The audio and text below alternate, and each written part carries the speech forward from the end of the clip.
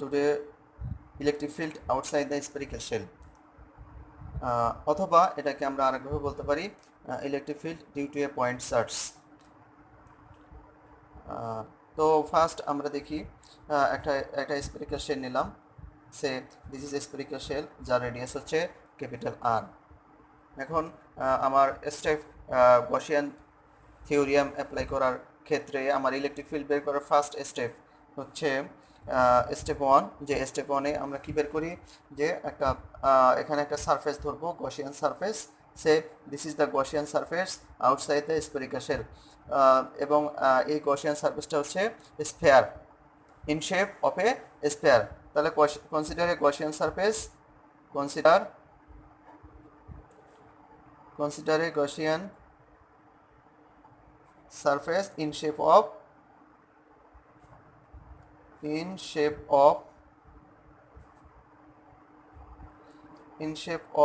a sphere with q charge at center centre O, অর্থাৎ centre ওতে আমরা Q charge ধরবো,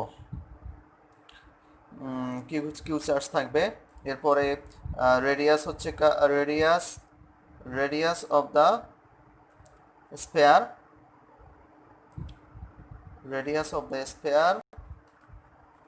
is small r from the centre O, so that the spherical shell so that the sphere outside স্ফেয়ারটা P point দিয়ে cross করতে পারে, অর্থাৎ pass করতে পারে। তাহলে আমি দেখতেছি যে এখানে সেন্টার ও থেকে এই যে স্ফেরিক্যাল শেল সেটা হচ্ছে symmetry with the spherical shell, অর্থাৎ এই যে আমরা স্ফেয়ারটা ধরেছি গসিয়ান সারফেস, এই গসিয়ান সারফেসটা হলো symmetry with the spherical shell, অর্থাৎ দুটা হচ্ছে সেম আকৃতি, মানে সেম আকৃতির শেপ। তাহলে আমরা এখানে পি পয়েন্ট দিয়ে যদি ইলেকট্রিক ফিল্ড পাস করে, তাহলে পি পয়েন্ট দিয়ে ইলেকট্রিক ফিল্ড পাস করলে এরকম এখান থেকে এদিকেও পাস করবে, এখান থেকে এদিকেও ইলেকট্রিক ফিল্ড পাস করবে, এখান থেকে, অর্থাৎ চারিদিকে এই স্পেয়ারের চারিদিকে ইলেকট্রিক ফিল্ড পাস করতে থাকবে। এবং সেক্ষেত্রে একটা দেখবো যে এই সারফেসে একটা ইউনিফর্ম ইলেকট্রিক ফিল্ড ফেস করতেছে, অর্থাৎ যখন electric field of lines cross করতেছে চারিদিকে, স্পেয়ারের চারিদিকে ক্রস করলে একটা ইকুয়াল ইলেকট্রিক ফিল্ড লাভ করবে, যেহেতু এটা সেম স্পেয়ার এবং এর রেডিয়াস হচ্ছে always small r from the centre. So এখানে যেহেতু স্পেয়ার যে গসিয়ান সারফেস আমরা ধরেছি সেটার রেডিয়াস হচ্ছে স্মল আর, এবং ওই রেডিয়াসে অর্থাৎ গসিয়ান সারফেস, এই টোটাল সারফেসে আমরা যে ইলেকট্রিক ফিল্ড পাবো সেটা হচ্ছে সেম, অর্থাৎ ইউনিফর্ম ইলেকট্রিক ফিল্ড পাবো। কারণ আমরা জানি সিলিন্ডার বা স্ফেয়ারের ক্ষেত্রে বা বৃত্তের ক্ষেত্রে আমরা জানি সম দ্রুতিতে চলে, বা হচ্ছে মানে সেম সময়ে সেম দ্রুত অতিক্রম করে, এরকম একটা কথা জানি আমরা। তো এখানে থিটা এর মান কি হবে, অর্থাৎ যেহেতু ইলেকট্রিক ফিল্ড এদিকে যাচ্ছে, ইলেকট্রিক ফিল্ড এদিকে গেলে এর ক্ষেত্রটাও থাকবে এদিকে, অর্থাৎ প্যারালাল, অর্থাৎ এখানে যে ডিএস এবং যে ইলেকট্রিক ফিল্ড নেব সেটা হচ্ছে ডিএস এবং ডিপি, এর মধ্যবর্তী অ্যাঙ্গেল থাকবে কত, অলওয়েজ জিরো। আমি যেখানেই নেই না কেন সব ক্ষেত্রেই অ্যাঙ্গেলটা থাকতেছে zero. Here theta is here at every point of the Gaussian surface, at every point of the Gaussian surface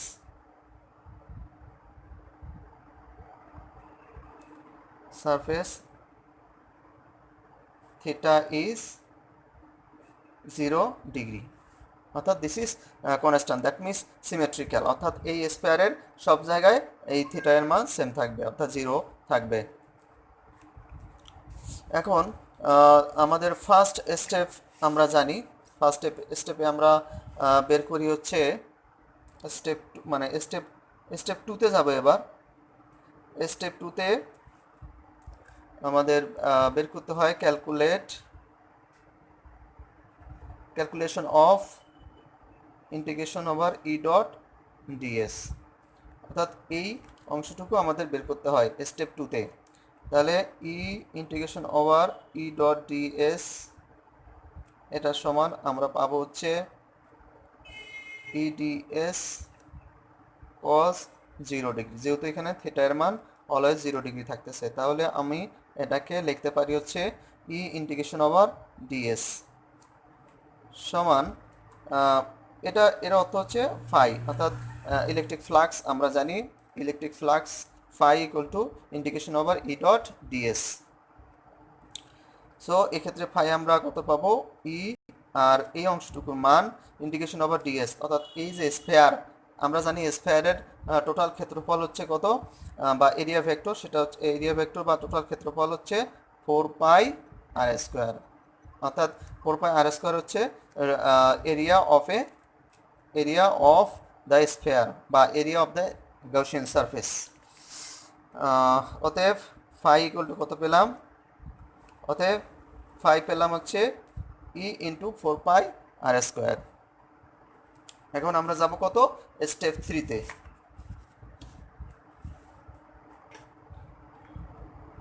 এখন আমরা যাব স্টেপ থ্রিতে।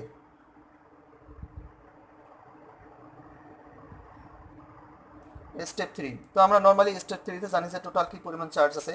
তো আমি এখানে ধরেছি যে চার্জ ডেনসিটি, এখানে সারফেস চার্জ ডেনসিটি হচ্ছে সিগমা, তাহলে টোটাল চার্জ কেন্দ্রে পাবো কিউ। তো টোটাল চার্জ কেন্দ্রে কিউ মূলত কত পাবো আমরা, ক্যালকুলেট চার্জ, তাহলে স্টেপ থ্রিতে হচ্ছে calculation of charge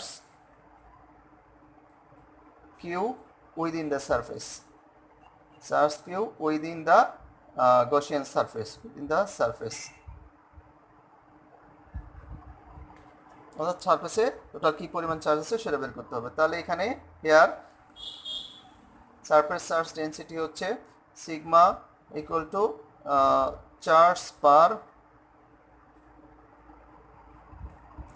per unit area, আর এখানে যে গসিয়ান সারফেস ধরেছি তার এরিয়া ধরেছি এ, তাহলে এ হচ্ছে area of the Gaussian surface, area of the surface. অতএব টোটাল চার্জ কত হবে, সো চার্জ ইনক্লোজড অথবা within enclosed the surface, the total charge within the surface is q equal to sigma a. This is the total charge. আমরা পরবর্তী স্টেপে চলে যাচ্ছি, step 4। Step 4-এ আমরা গস থিওরিয়াম বা গস ল অ্যাপ্লাই করব। Applying Gauss's law, we calculate electric field E. Calculate E. Here আমরা জানি phi equal to, অর্থাৎ Gauss law আমরা জানি phi equal to q upon epsilon naught, q upon epsilon naught, or phi এর মান আমরা পেয়েছি হচ্ছে E into 4 pi R square equal to Q upon epsilon nought, equal to Q এর মান আমরা জানি সিগমা এ আপন এপসাইলন নট। অতএব ই সমান আমরা কত পাবো, সিগমা আর এ এর মান আমরা জানি 4 পাই আর স্কোয়ার ডিভাইডেড 4 পাই আর স্কোয়ার ইন্টু এপসাইলন নট। তাহলে আমরা পাচ্ছি হলো sigma upon epsilon nought, sigma upon epsilon nought. ওইখানে আর একটু প্রবলেম আছে, সেটা হচ্ছে আমরা এই যে এরিয়াটা ধরেছি, এরিয়াটা হচ্ছে Q equal to sigma into 4 pi R square, অর্থাৎ স্পেয়ারের যে রেডিয়াস সেই রেডিয়াসটা আমাকে এখানে ধরতে হবে। তাহলে এখানে এ এর মান মূলত হচ্ছে ক্যাপিটাল আর স্কোয়ার। তাহলে এই অংশটুকু মিলে থাকে কত, উপরে capital R square divided small r square. এখন উই নো বা we have uh, we have sigma equal to q divided 4 pi r square, অর্থাৎ আমরা সারফেস চার্জ ডেনসিটি সমান এত জানি। সেক্ষেত্রে আমরা কি বের করতে পারি, এখান থেকে লিখতে পারি or